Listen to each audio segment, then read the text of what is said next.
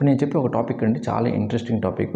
అదేంటంటే, మీరు interviews attend అయ్యారు అండ్ మీరు అన్ని రౌండ్స్ క్లియర్ చేసేసారు అండ్ కంపెనీ కూడా మీకు ఆఫర్ లెటర్లు అయితే రిలీజ్ చేసింది అండ్ మెయిల్ చేసింది అండ్ మీరు కూడా ఆఫర్ లెటర్ని యాక్సెప్ట్ చేస్తున్నట్టు రిప్లై ఇచ్చారు.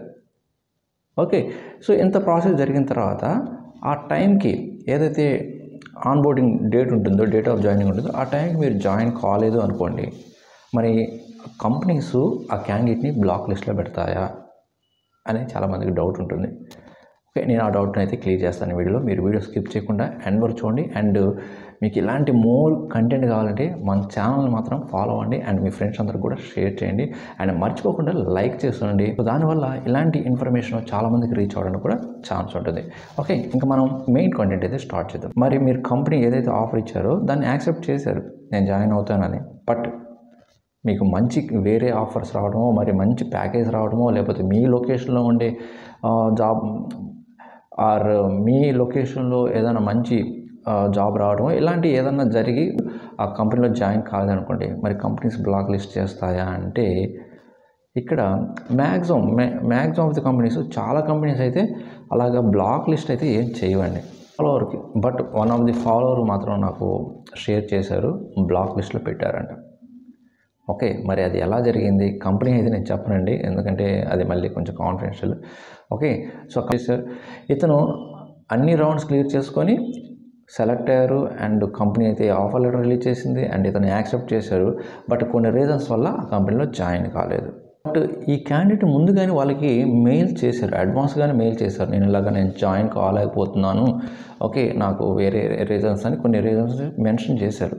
కానీ వాళ్ళు, ఆ కంపెనీ హెచ్ఆర్ వాళ్ళు ఎలాంటి అక్నాలజ్మెంట్ అయితే ఇవ్వలేదు, ఆ మెయిల్స్కి ఎలాంటి రెస్పాన్స్ అయితే ఇవ్వలేదు. ఓకే, కానీ కొన్ని రోజుల తర్వాత ఏదైతే డేట్ ఆఫ్ జాయినింగ్ వచ్చిందో, ఆ 2 రోజుల ముందు నుండి మాత్రం ఆ కంపెనీ హెచ్ఆర్స్ ఫాలో అయ్యారు, కాల్స్ చేశారు. అప్పుడు క్యాండిడేట్ అతను ఉన్న ప్రాబ్లం చెప్పేసి నేను జాయిన్ కావట్లేదని చెప్పేశారు.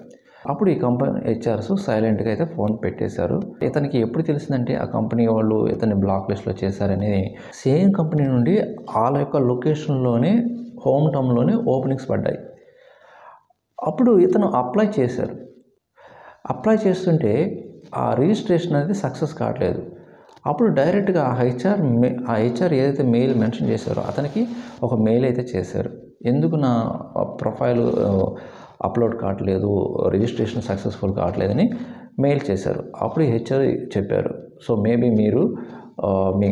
మేబీ మిమ్మల్ని కంపెనీ వాళ్ళు వాళ్ళ అఫిషియల్ వెబ్సైట్లో బ్లాక్ లిస్ట్లో యాడ్ చేసి ఉండొచ్చు అని చెప్పారు.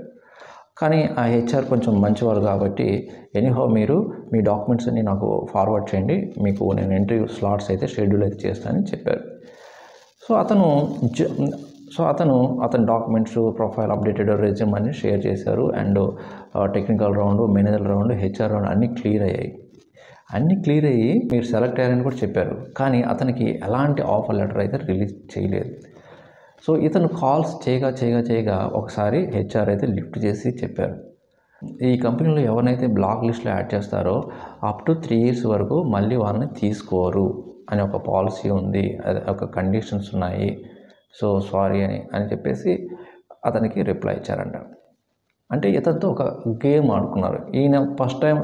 ఈయన మొదట్లోనేమో ఆ కంపెనీలో జాయిన్ కాలేదు అండ్ ఈ సేమ్ లొకేషన్, హోమ్ టౌన్లో ఇంకా ఎక్స్ట్రా ప్యాకేజ్తో మంచి ఆఫర్ వస్తుందనేసరికి మళ్ళీ ఇంటర్వ్యూస్ అటెండ్ అయ్యి అన్ని రౌండ్స్ కూడా క్లియర్ చేశారు. బట్ కంపెనీ ఆల్రెడీ అతన్ని బ్లాక్ లిస్ట్లో ఉంచింది కాబట్టి నెక్స్ట్ 3 years వరకు మిమ్మల్ని మేము హైర్ చేసుకోలేమని వాళ్ళు హెచ్ఆర్స్ అయితే చెప్పారంట. సో ఇలాగ జరుగుతుంటుందండి. సో అందువల్ల మీరు ఏదైనా ఆఫర్ లెటర్ రిలీజ్ చేసినప్పుడు మీరు జాయిన్ అవ్వాలనుకుంటే యాక్సెప్ట్ చేయండి.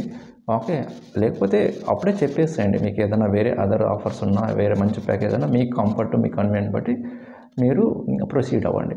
ఓకే, మీకు ఇలాంటి మరిన్ని వీడియోస్ కోసం మన ఛానల్ ఫాలో అవ్వండి అండ్ మర్చిపోకుండా మీ ఫ్రెండ్స్కి కూడా షేర్ చేయండి. ఇంకొక మంచి యూస్ఫుల్ కంటెంట్తో మళ్ళీ కలుద్దాం. అప్పటి వరకు thank you very much. Bye.